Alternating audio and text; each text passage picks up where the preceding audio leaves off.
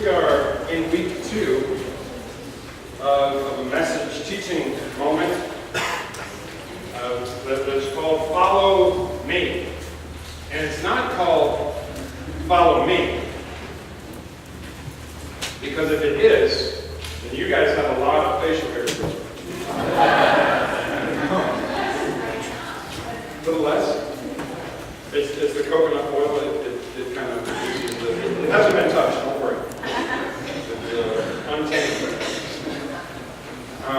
The series is called Follow Me, and really what it is this is a 6-week discussion about how faith and following God and going to church all fit together with my life, with your life, with our lives, to help us, to give us a guide how to have the best life possible, as long as we're here on planet Earth.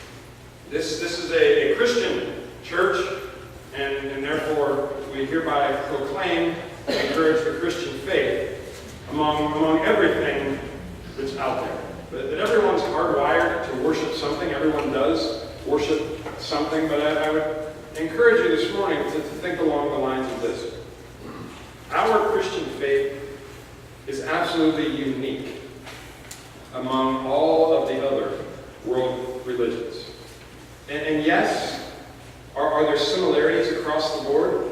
There are definitely similarities across the board, such as the importance of kindness, the role that we ought to have in treating our neighbor, the importance of doing good. But Christianity is radically, as you'll read this week, if you're following along in the Follow Me book that we've got available, and let us know if you want a copy of that book to follow along. Christianity is radically different from all the other world religions. And so just as we did last week, we're going to turn to Matthew chapter 4. This is the Gospel of Matthew.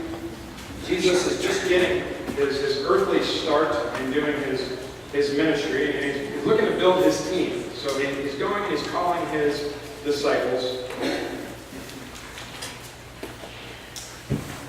Take it for what it's worth.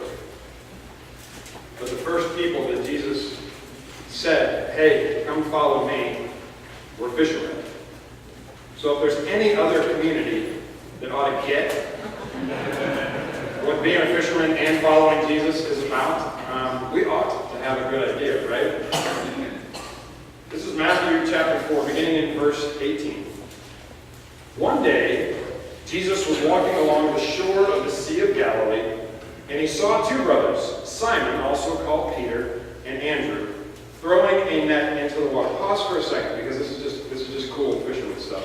What kind of net do you throw into the water? Right? Cast nets were even around, it means 2 things. It means, one, the cast nets were even around in biblical times. And it means also that fishermen have been swearing while throwing a cast net and getting frustrated for thousands of years. And unless you're better at throwing it than I am, and good on you. They were throwing a net into the water where they fished for a living. And Jesus called out to them and said, "Come, follow me, and I will show you how to fish for people." And they left their nets at once and followed him. A little farther up the shore, he saw 2 other brothers, James and John, sitting in a boat with their father, Zebedee, who was kind enough not to name his son Zebedee Jr. And they were repairing their nets. You see what happened? The first group of fishermen were good at throwing the net. The second group of fishermen were repairing their nets. That's what I do in my cast net. And he called to them too. He called the people who were good at throwing nets, and he called the people who weren't good at throwing nets. And he called them to come as well. And they immediately followed him, leaving the boat and their father behind. This is the word of God. We're going to look at some other passages today. But as we move on from this piece, you have picked up that when they followed Jesus, when Jesus said, "Come follow me," they left everything. They left the nets. They left the fish just sitting right there. They left their preconceived ideas about what faith was. They left their preconceived, stereotypical ideas about religion. They left any of that Jewish guilt. They were Jews. Maybe it's time for you to leave that Catholic guilt or that Baptist guilt or the fact that you didn't go to church and you feel guilty about that. They left their mother's guilt saying you ought to go to church every Sunday. They left it all behind. They left all of it behind, all of their baggage, everything that would hold them back from going on the next part of the journey. They didn't say, okay, I'm going to follow a great system of rules and regulations. That sounds great to me. They said, I'm going to follow Jesus. Now I said, even though it is similar to all of the world, many of the world religions, that Christianity is unique. And this is where Christianity stands alone among all the others. When Jesus came on the scene, on the shore right there, stepped into human history, and he began calling followers to himself, Jesus didn't say, hey, come follow certain rules. He didn't say, I'm inviting you to a life of a whole list of regulations. He wasn't calling people to come and perform ritual duties. He wasn't saying, come and get on this certain path. He said, come and follow me. He doesn't tell us to go on a spiritual journey into the wild. He doesn't tell us to go find our inner child to find truth and life. Instead, he says, I'm the way. I am the truth. I am the life. Come, follow me. Said another way, later in the passage in the book of Matthew, in a way that ought to speak to those of us who have restless hearts. Said in a way that ought to resonate for those who long and crave something more from life and from church than what really we're getting. This is Matthew chapter 11. It's a little bit of a different translation, but maybe it'll hit home. Jesus says this, are you tired? Are you worn out? Are you burned out on religion? Then come to me. This is Jesus saying this. Too many times we have equated following Jesus with checking off a whole lot of boxes and fitting into a certain system or looking a certain way or trying to invest in things that really don't matter, and they also don't give us anything in return. Are you tired, worn out, burned out on religion? Then come to me. Get away with me, and you'll recover your life. I'll show you how to take a real rest. Walk with me and work with me. Watch how I do it. Learn the unforced rhythms of grace. Is that a great line? You need to write that down. Tweet that. Learn the unforced rhythms of grace. I won't lay anything heavy or ill-fitting on you. Keep company with me, and you'll learn to live freely and lightly. Wow. Because that's not what happens.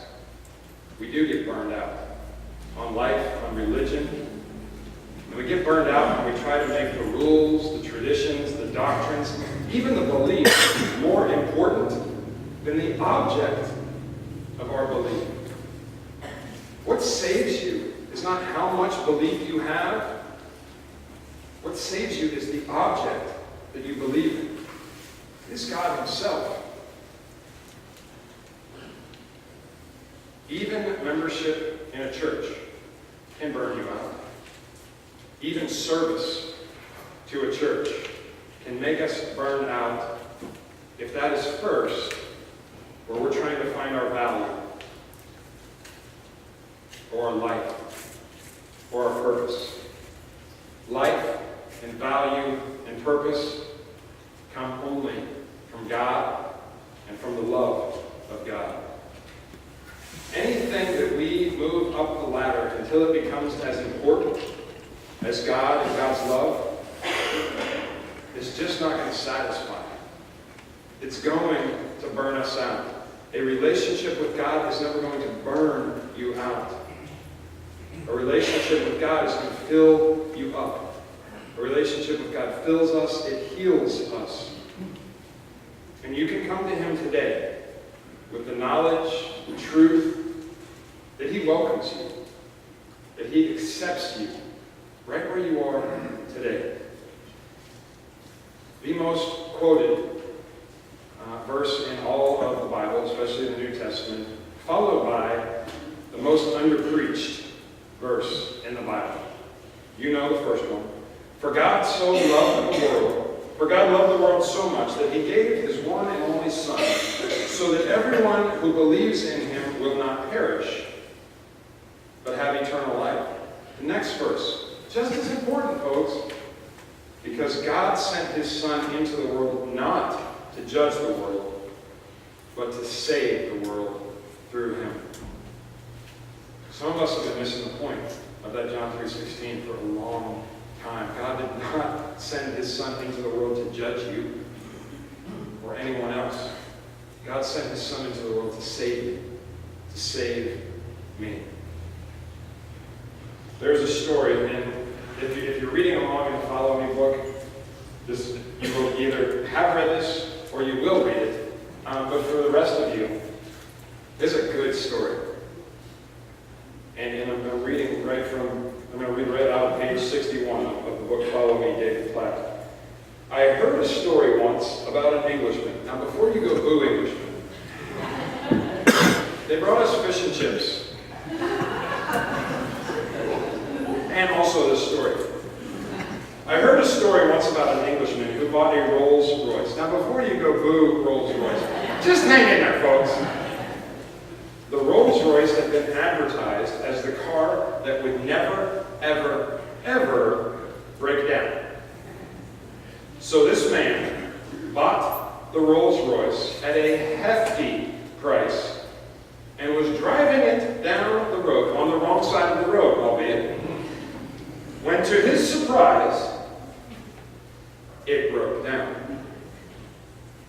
He was far away from his home. So he called Rolls-Royce and said, hey, you know that car that will never break down? Well, guess what? It's broken down. Get this. Now immediately, a Rolls-Royce mechanic was sent by a helicopter to the location where the car was broken down. The car was fixed, the man went on his way, and naturally the man expected to get a bill from Rolls-Royce. For the mechanic, Rolls-Royce mechanics don't charge small amounts of time, and helicopters don't fly themselves for free. It was clearly expensive for Rolls-Royce to provide such a service, and he wanted to get the whole thing behind him. So when the bill had not come for a couple weeks, the man called Rolls-Royce and said, I'd like to go ahead and pay the bill for my auto repairs so that we can just put this whole thing behind us. And Rolls-Royce responded, sir, we are deeply sorry, but we have absolutely no record of anything ever having gone wrong with your car.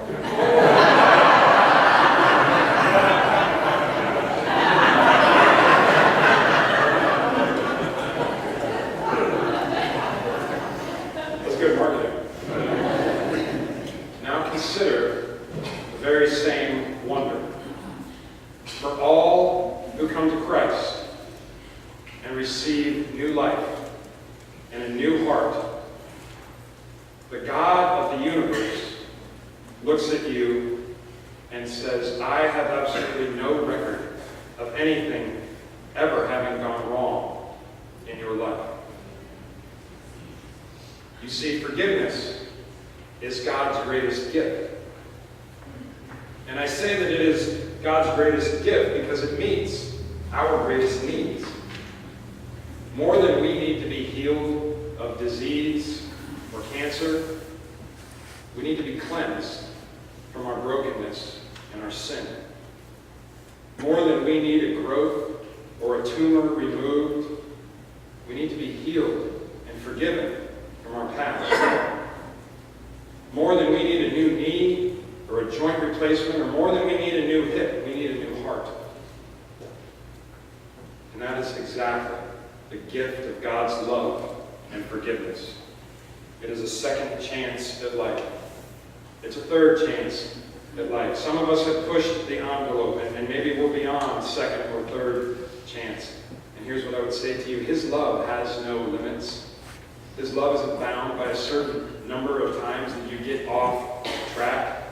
He loves you always. And once we can accept that we're broken, that we're flawed, that we're imperfect, and that we are in need of His love, then we'll begin to see that the ground at the foot of the cross is really level, meaning that there's no one who stands higher than anyone else, meaning that I'm no better than you, you are no better than me, we're no better than anyone around us. We're all in the same fix. We're all in the same boat. We're all in need of His love. And there's not one of us that is exempt from that. So we gather together here at church to give thanks to the one who has never given up on us, to the one who never gives up on us, to the one who will never give up on us. And we gather here at church to say thank you to Him. We gather together here at church to encourage each other, to love each other.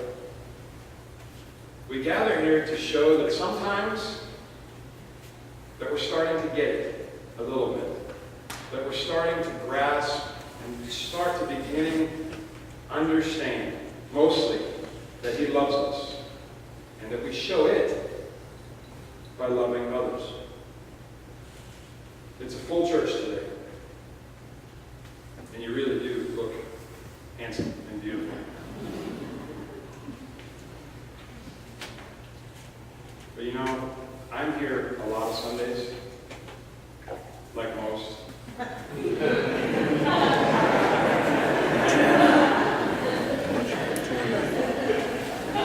Why is that funny?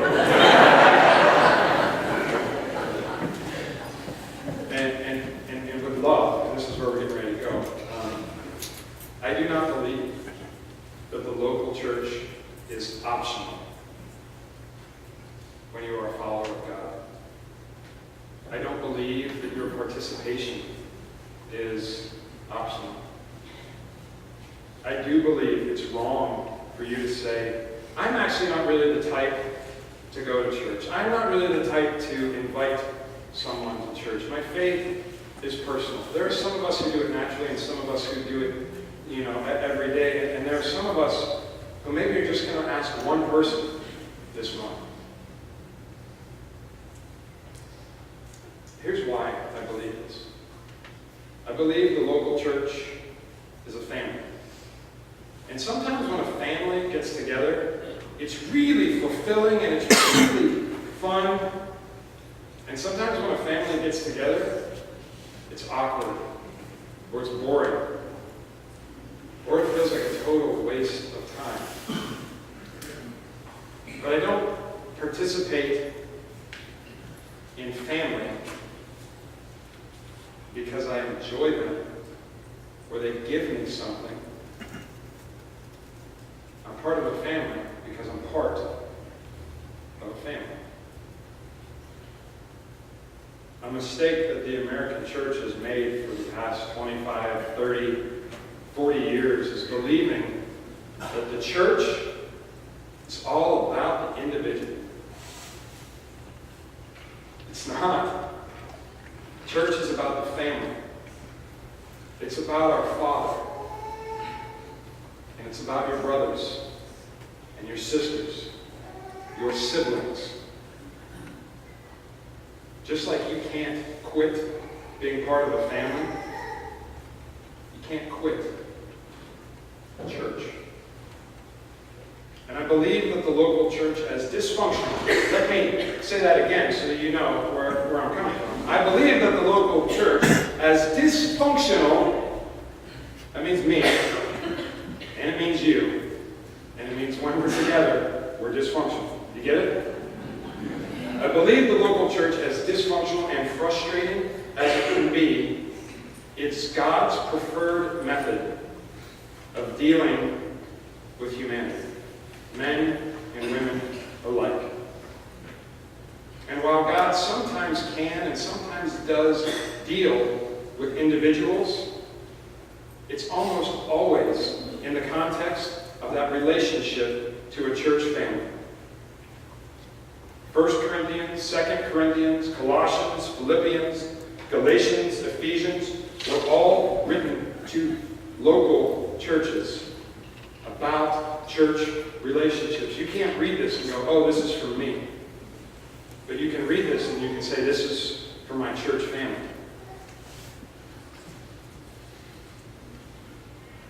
1 and 2 Timothy, Titus were all written to church leaders about how to properly shepherd church relationships. And later today, we're going to welcome our next class of leadership in, to be the next season of leaders. We call them elders in the church. And I don't want you to make the same mistake with them that you've made with me.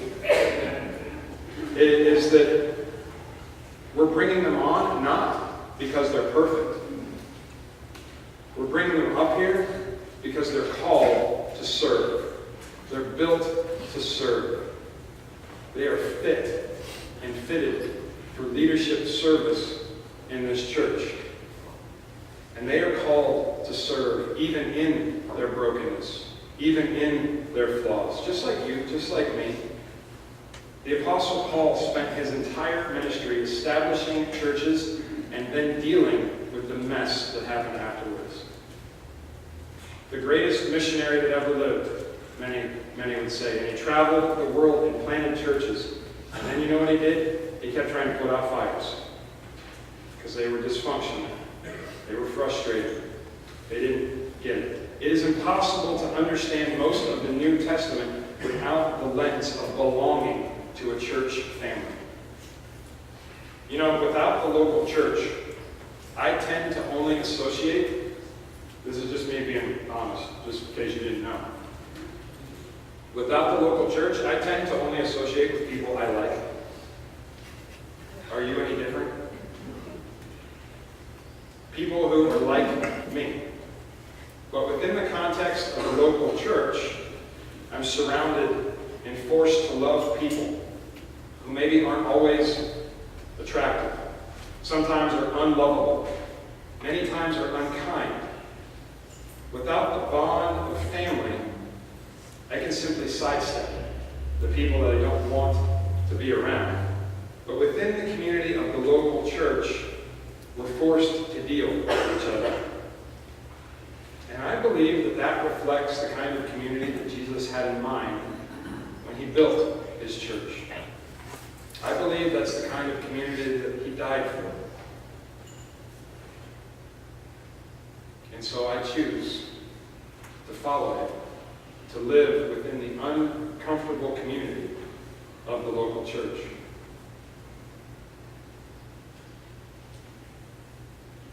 And you may not always enjoy the music during worship. And you may think, why don't they sing more hymns? Because it's a contemporary service.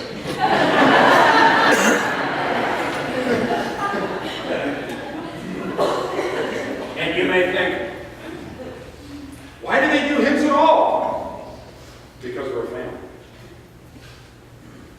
And you may say, boy, I just don't feel educated at all by what I hear in the sermons. But I will never leave the local church because God will never leave me. And so the invitation is for you. It's open. It is wide open. His love for you is welcoming. It's accepting. But you've got to accept the invitation. It's now on you to take the next step. And one more time to you this morning, he says, come to me, all of you who are weary and carry heavy burdens, and I will give you rest.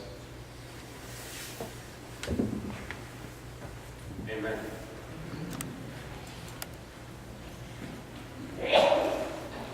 I never know how Sunday morning is going to go, because sometimes I'll have notes for a sermon, and I'll go, man, this is a dog of a sermon. This is going to be hard to walk this thing through the church twice.